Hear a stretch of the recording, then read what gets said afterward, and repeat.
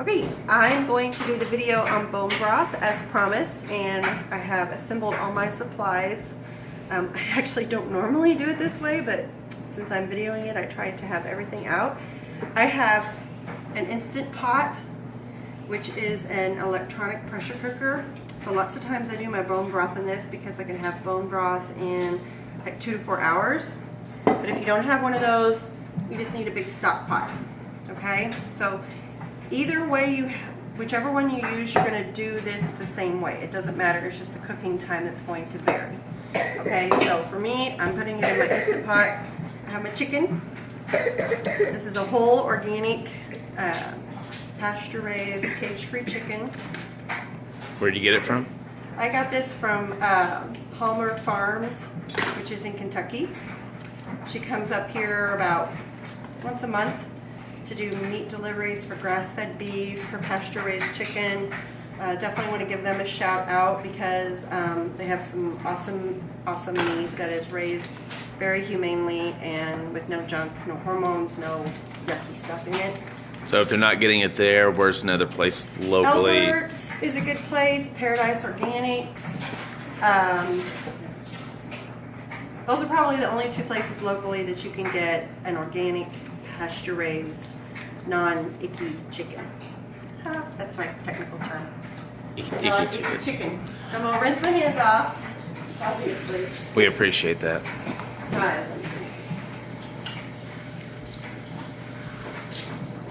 Okay, so I've got my chicken in there, and I am not a measurer. So for those of you who need precise measurements, maybe this is gonna throw you all out of whack, but I'm not a measurer. But you do want some organic apple cider vinegar with the mother.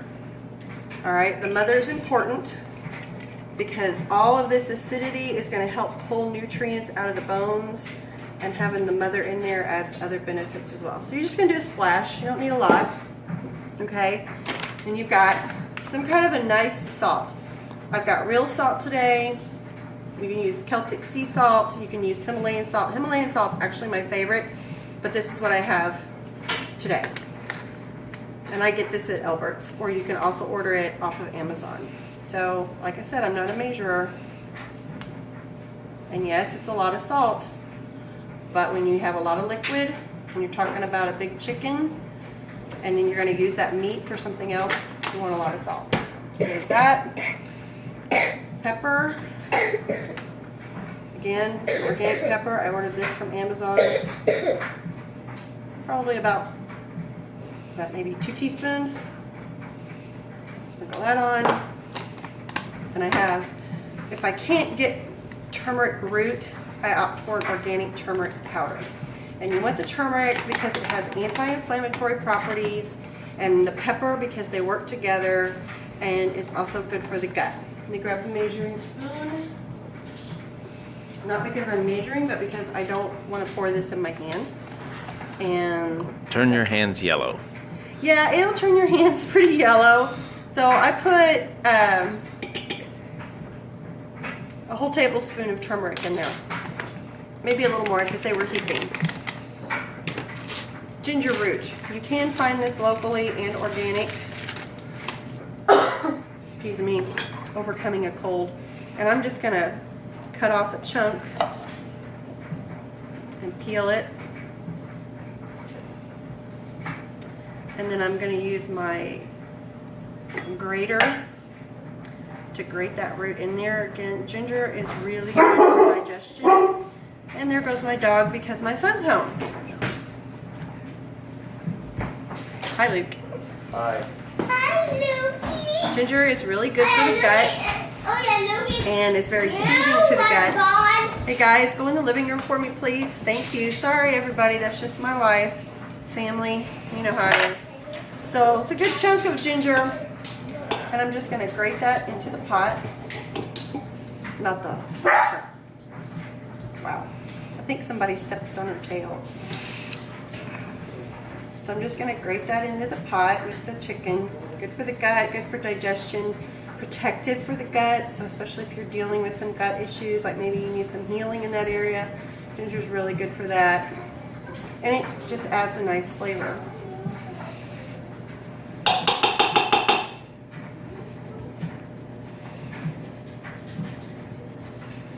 especially if somebody's dealing with any icky issues this time of year, with all the stuff that's going around. This is great to have on hand because it helps with that.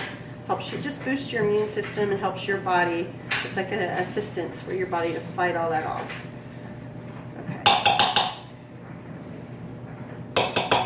See, I'm not fancy at all. This is not hard. This is just normal stuff.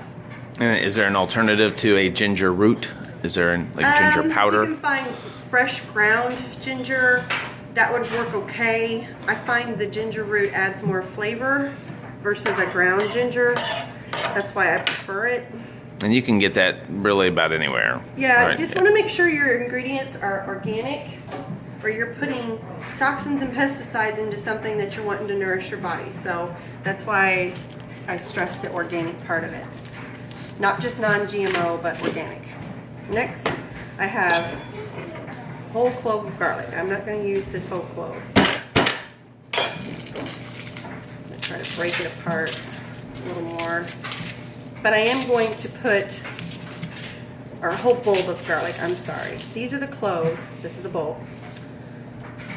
I'm going to put several large cloves of garlic into this. And I'm not going to chop them up. You can if you want to, but I find it works well either way, so I just don't do it because I want to eliminate an extra step.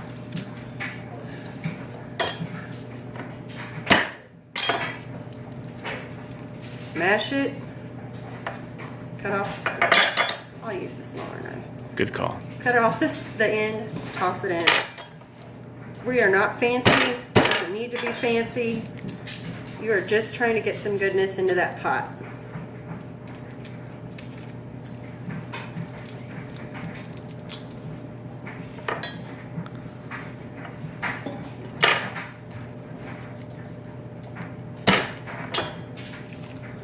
Alright, so I'm doing, let's see, how many have I got here? This is going to make 3, 4, probably 6.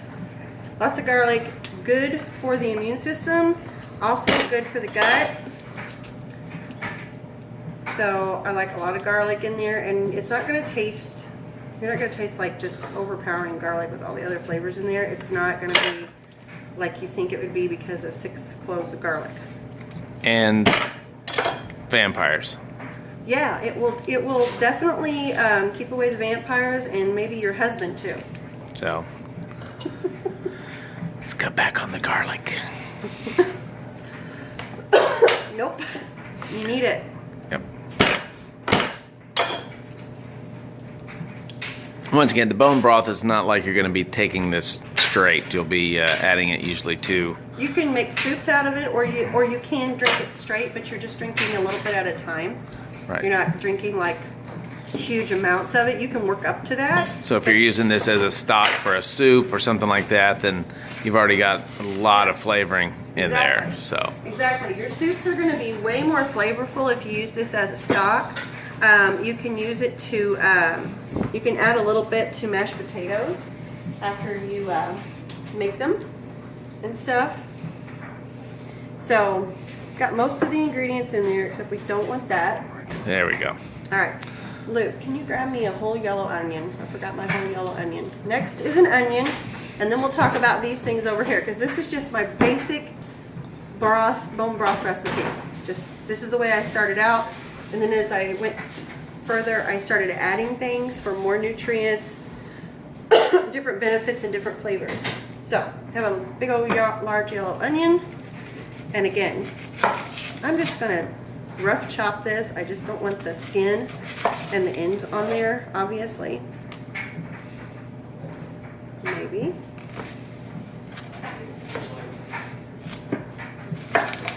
I'm sure if some chef watches this, you know, he's gonna be like, oh my gosh, we're cutting. Yeah, but see, I'm not a chef, I'm a mom, and I just want to get it in the pot, and I want it to cook. That's all I want to do. And it's going to taste just as delicious as if I did some fancy chopping on it. Because all that's not going to matter, because all of this and the garlic cloves and anything else big enough is going to be strained out. You're not going to be eating this unless you want to leave it in for soup. Okay? All right, so those are my basic stock ingredients. At this point, if that's all I wanted to do, I would fill this with water. As clean of a water source as you can possibly find. Filtered from your fridge is fine. Buy distilled water. You want your water to be as clean as possible. I recommend not using from the tap. Okay, so one of the things that I started doing was adding a little bit of lemon juice. And it just ups the flavor factor. And also helps pull the minerals out of the bones and stuff. But the flavor that you get from it is just, I don't know, it's unique, but it's really, really good. So I'm just squeezing, and it's squeezing across the room, but that's okay. Like I said, we're just trying to get it into the pot. And it brings out the yellow in your shirt as well. Yes, you're all about fashion accessories here. So, just squeezing that in there. Well, hi there, Landon. You can even do some lemon zest if you wanted to. So you could take this and put some lemon zest in there if you wanted to. That would be really good. Sometimes it comes out tasting, I guess, maybe slightly more Asian when you have a lot of ginger and lemon. But that's not really the point of this. But you can use it for like a faux soup or something like that. All right, so next I have some greens that are reaching the last of their usefulness in salads. This is just a little bit of spinach. I'm just gonna dump that in. You know, that's maybe a cupful of spinach. Like I said, I don't measure. Yep. Sometimes I just add what I've got in the fridge. Got some Swiss chard.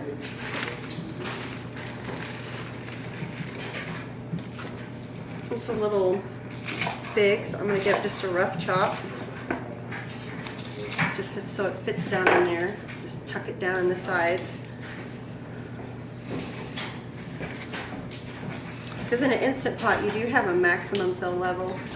Do you think you've exceeded it? I'm close. I'm close, but I'm going to stuff all this goodness down in there and see what I can get away with. Because the onions are right on top and they're kind of taking up some of the room. You can also, with any of either one of these types of pots, you can cook it for 6 hours or so, 4 to 6 hours, and then this is just some arugula. I'm not going to take all of this. Make sure it's clean. I'm going to give this just a quick rinse. Kale is a really good one to add to your broth because it adds a lot of really good benefits, vitamins and stuff. So here's some arugula. Like I said, it's just kind of, sometimes it's just whatever's in my fridge. And yes, I'm doing stems and all because you're going to strain all that off anyway. Just pack that down in there. But what I was going to say is you can always keep adding water as it boils away so that you end up with a good amount of stock. Got my water from my fridge, and I'm just going to start pouring this over.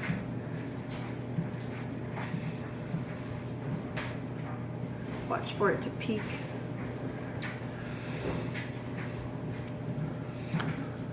Okay, a little bit more. Okay, so Greg, if you want to get right over the top of this.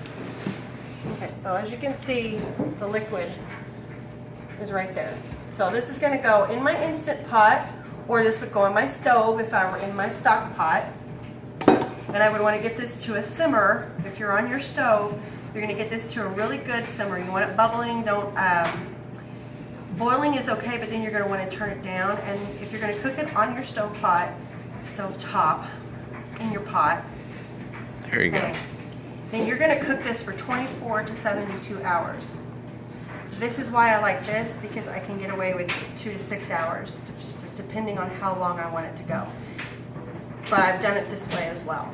So either one is good. So now you're ready to cook.